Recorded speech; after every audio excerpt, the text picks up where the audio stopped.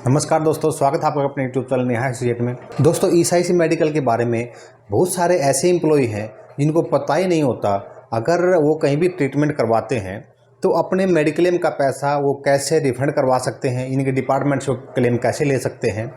आज मैं इस वीडियो में आपको मेडिक्लेम के रिफ़ंड के बारे में बताऊँगा। अगर आप सपोज करते हैं कहीं भी आप ईएसआईसी से बाहर अगर कहीं भी अपना मेडिक्लेम करवाते हैं या आपको कोई एक्सीडेंटल है या कोई किसी भी बीमारी का आप ट्रीटमेंट करवाते हैं तो उसका पैसा आप कैसे क्लेम कर सकते हैं और उसका आपको कितना परसेंटेज मिलेगा, किस रेट पे मिलेगा और उसकी क्या कंडीशन है, वो पैसा आप कितने दिन के अंदर क्लेम कर सकते हैं। और अगर आपका ट्रीटमेंट लंबा चलता है तो उसमें आप पैसा कितने दिन बाद आप क्लेम कर सकते हैं। तो इस वीडियो में आपको मेडिक्लेम के बारे में पूरी जानकारी आपको दूंगा। दोस्तों, अगर आप कहीं भी ईएसआईसी से बाहर ट्रीटमेंट करवाते हैं, अगर आप ईएसआईसी हॉस्पिटल में नहीं जा सकते, वहाँ पे ईएसआईसी हॉस्पिटल नहीं है या फिर किसी भी कारण से आप उस ईएसआईसी हॉस्पिटल में नहीं जा सकते, आप बाहर कहीं भी अपना ट्रीटमेंट करवाएंगे तो उसकी एक कंडीशन है, उस कंडीशन के अकॉर्डिंग आपको उसका ट्रीटमेंट करवाना पड़ेगा। अगर आपका खुद का इंश्योरेंस नंबर है, यानी कि खुद आप ईएसआईसी में कवर्ड हैं, आप अपना ट्रीटमेंट करवा रहे हैं या फिर अपने किसी भी फैमिली मेम्बर का आप ट्रीटमेंट करवा रहे हैं, उन सभी में आपको एक ही कंडीशन फॉलो करनी है। पहले अगर आपके पास ईएसआईसी हॉस्पिटल है, अगर आप ईएसआईसी हॉस्पिटल में जा सकते हैं तो आप अपने ईएसआईसी हॉस्पिटल में जाएं। वहाँ से आप अपने ट्रीटमेंट के लिए ईएसआईसी हॉस्पिटल से आप अपने इलाज के लिए किसी भी प्राइवेट हॉस्पिटल में ट्रीटमेंट के लिए ट्रांसफ़र करवा सकते हैं। जो हॉस्पिटल ईएसआईसी के पैनल पे होगा उस हॉस्पिटल में आपका ट्रीटमेंट हो जाएगा। इनके जो भी पैसा लगेगा वो आपको उसमें से पे नहीं करना है, वो सारा का सारा पैसा ईएसआईसी डिपार्टमेंट पे करेगा, आपको उसमें ₹1 भी पे नहीं करना है। अगर आपके पास ईएसआईसी हॉस्पिटल नहीं है, किसी भी इमरजेंसी में, चाहे एक्सीडेंटल की इमरजेंसी हो या मेडिक्लेम की इमरजेंसी हो, आप अपना ट्रीटमेंट करवाने के लिए या ईएसआईसी में आप नहीं जा सकते तो आप वहाँ पे किसी भी अपने नज़दीकी प्राइवेट हॉस्पिटल में अपना ट्रीटमेंट करवा सकते हैं। उस ट्रीटमेंट के लिए आप जितने भी जो भी आपका पैसा लगेगा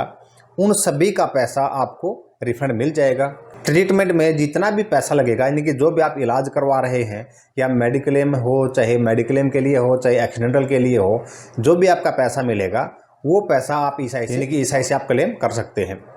उसमें जिस भी पेशेंट का, यानी कि जिसका भी वहाँ पे इलाज चल रहा है, चाहे वो आपका फैमिली मेम्बर हो या आप खुद का हो, तो आपको उन सभी के जितने भी आपके मेडिसिन्स हैं, जितने भी मेडिसिन्स लगी हैं, जो भी आपने हॉस्पिटल में पे किया है, उन सब के आपके जीएसटी इनवॉइस होनी चाहिए और वो जीएसटी इनवॉइस उस पेशेंट के नाम पे होनी चाहिए जिस पेशेंट का ट्रीटमेंट चल रहा है। कई बार ऐसा होता है कि जो भी अपने फैमिली मेम्बर का ट्रीटमेंट करवाता है या खुद का ट्रीटमेंट करवाता है वो वहाँ से जीएसटी इनवॉइस बिल नहीं लेता। अगर आप जीएसटी इनवॉइस बिल नहीं लेंगे तो आप उस क्लेम के लिए अप्लाई नहीं कर सकते, यानी कि जो आपके पास जीएसटी इनवॉइस हैं आप उन्हीं के लिए आप क्लेम कर सकते हैं। यानी कि आपने टोटल 50,000 रुपये उस मेडिक्लेम के लिए दिए, यानी कि अपने इलाज के लिए दिए हैं या किसी भी मेंबर के इलाज के लिए दिए हैं, या कोई एक्सीडेंटल केस था उसमें आपने इलाज के लिए 50,000 रुपये दिए हैं और उसमें से आपके पास सपोज करके चलते हैं 40,000 रुपये के ही जीएसटी इनवॉइस हैं, तो आप सिर्फ 40,000 को ही क्लेम कर सकते हैं, ना कि 50,000 को। यानी कि जितने भी आपके पास जीएसटी इनवॉइस होंगे, चाहे वो या किसी भी आपकी मेडिसिन का हो या किसी भी प्रकार की जांच का हो, तो उन सभी के आपको जीएसटी इनवॉइस लेने हैं, यानी कि उस पेशेंट के नाम से लेने हैं और डे बाय डे लेने हैं। जब भी आपका ट्रीटमेंट कंप्लीट हो जाता है, इसमें एक कंडीशन है, अगर आप ट्रीटमेंट आपका लंबा चलता है तो आप 6 महीने के अंदर, यानी कि 6 महीने के इनवॉइस को आप क्लेम कर सकते हो। और उसके बाद अगर आपका ट्रीटमेंट 6 महीने से ज़्यादा चलता है तो आप पहले 6 महीने के बिलों को आप क्लेम कर लीजिए, उसके बाद जितने इनवॉइस बच जाते हैं उनको आप बाद में क्लेम कर सकते हैं। तो आप 6 महीने के बिलों के, यानी कि 1 जनवरी से लेके और 30 जून के बिलों तक के आप जितने भी आपके बिल हैं, 6 महीने के बिलों का पैसा आप एक बार में क्लेम कर सकते हैं। अगर इसका ट्रीटमेंट आपका और भी आगे चलता है और भी लंबा चलता है तो आप 6 महीने के बाद, यानी कि 1 जुलाई से लेके और 31 दिसंबर तक, यानी कि उससे पहले ही आपका ट्रीटमेंट बीच में ख़त्म हो जाता है, पूरा हो जाता है, तो आप जितने भी 1 जुलाई से बिल आपके जो पेंडिंग बचते हैं उनका आप क्लेम कर सकते हैं। और आपका ट्रीटमेंट यानी कि 31 दिसंबर से और भी आगे चलता है, यानी कि 1 साल से ज़्यादा चलता है, यानी कि 6-6 महीने का गैप बना के, यानी कि 6-6 महीने का बैच बना के उनके बिलों के, यानी कि जितने भी आपका मेडिक्लेम का जो पैसा लगा है मेडिकल में, तो उसको आप क्लेम कर सकते हैं। इसमें दोस्तों आपको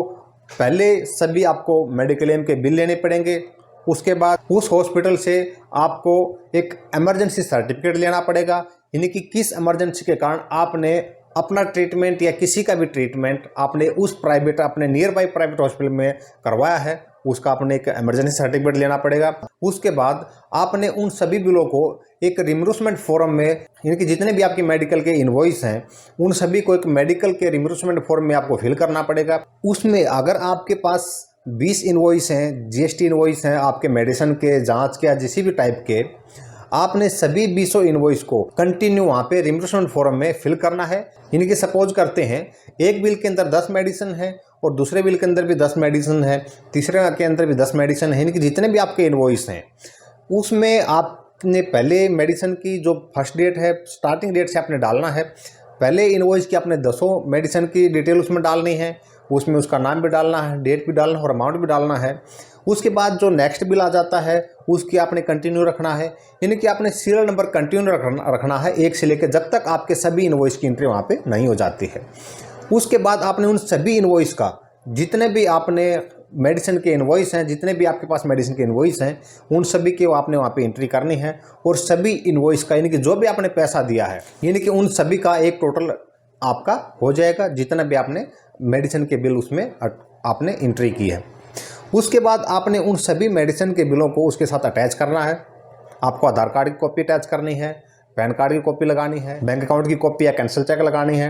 ईएसआईसी कार्ड लगाना है। एक आता है आपका हकदारी फॉर्म, इनकी आपके इंटाइटलमेंट टू बेनिफिट का एक फॉर्म होता है, आपने वो भी उसके साथ में लगाना है। उस रिम्बर्समेंट फॉर्म पे उस हॉस्पिटल के और उस डॉक्टर के साइन होंगे, इनके जिस हॉस्पिटल से आपने ट्रीटमेंट करवाया है उस हॉस्पिटल के और जिस डॉक्टर द्वारा आपका ट्रीटमेंट हुआ है उन सभी के उस फॉर्म पे साइन और स्टैम्प होंगे। उसके बाद आपने उसके 3 सेट की कॉपी करनी है और 3 सेट की कॉपी करने के बाद एक सेट आपका ओरिजिनल हो जाएगा, 2 आपकी फ़ोटोकॉपी हो जाएंगी, इनकी एक सेट आपको अपने पास रखना है। इन फ्यूचर कभी ऐसा हो सकता है कि जो भी जीएसटी इनवॉइस थे या जो भी आपने फॉर्म वहाँ पे जमा किया था मेडिसिन के क्लेम के लिए, वो फॉर्म मिस हो जाए तो एक सेट आपको अपने पास रखना है, 2 सेट आपकी नियर बाई जो भी आपकी ईएसआईसी कार्ड में डिस्पेंसरी है उस ईएसआईसी डिस्पेंसरी में आपको जमा करना है।